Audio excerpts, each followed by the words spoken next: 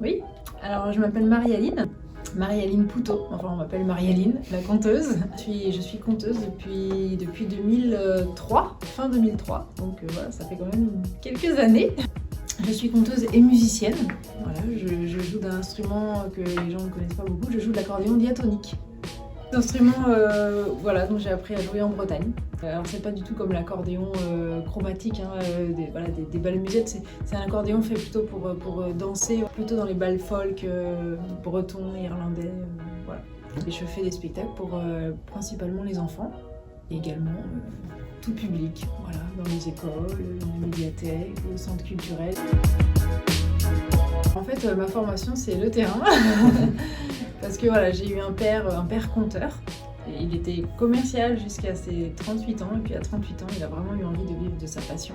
Donc il a commencé par la poésie, et après il est passé au conte, et donc voilà, mon père est devenu conteur, et moi je le regardais comme ça.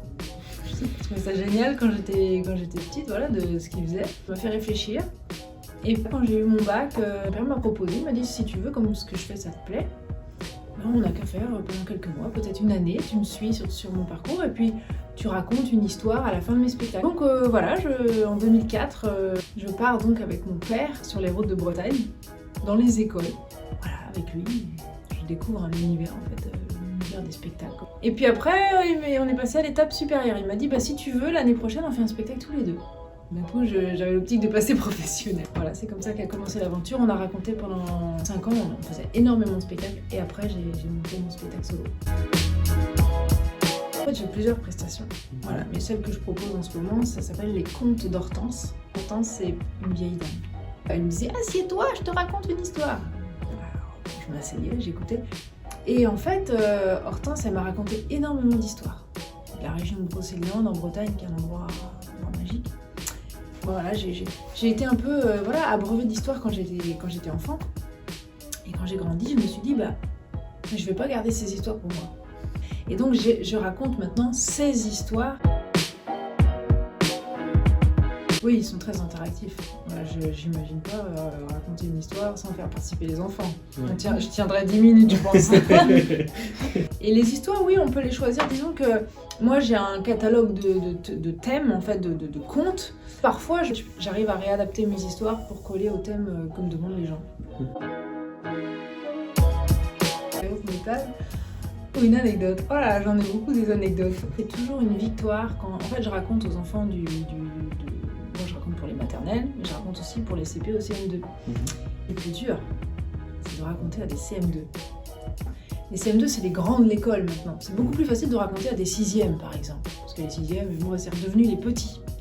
Et quand je raconte des enfants de CM2, ils sont là, genre, bon, encore 1 heure, la conteuse, là, après on va jouer au foot, quoi. Non, mais ma grande victoire, c'est quand, au bout de 5 minutes, ils sont comme ça. Voilà, parce qu'en fait, les contes, c'est pour tous les gens.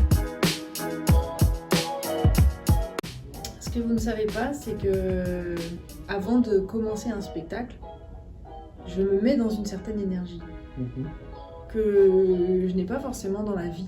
Je me conditionne, je me dis, alors aujourd'hui, je vais avoir un public, c'est merveilleux d'avoir des gens pour m'écouter, un moment important pour eux comme pour moi. Et donc je me mets dans une certaine énergie qui fait que quand j'arrive sur scène, je suis différente et je suis vraiment là pour eux. Et je me prépare à ce qu'on vive quelque chose ensemble en fait. Voilà, c'est mon but, de les emmener quelque part. Ah, je serais un conte de Corrigan. J'adore les histoires de lutins, de Corrigan. Je serais un Corrigan en fait, un Farfadet, ces petits êtres malicieux en Bretagne, parce que c'était mon premier rôle. Et ça, moi j'adore. Je trouve que le conte, c'est bien aussi quand on fait rire un peu les gens, réagir. Et donc, quand on est un lutin ou un Corrigan, on peut faire ce genre de choses.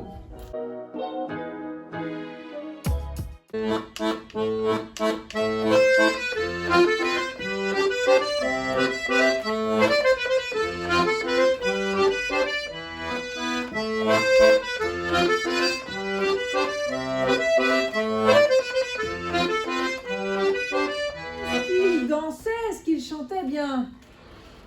Voilà. Lundi, mardi, mercredi, la la la la Oui, je sais, c'est pas très original.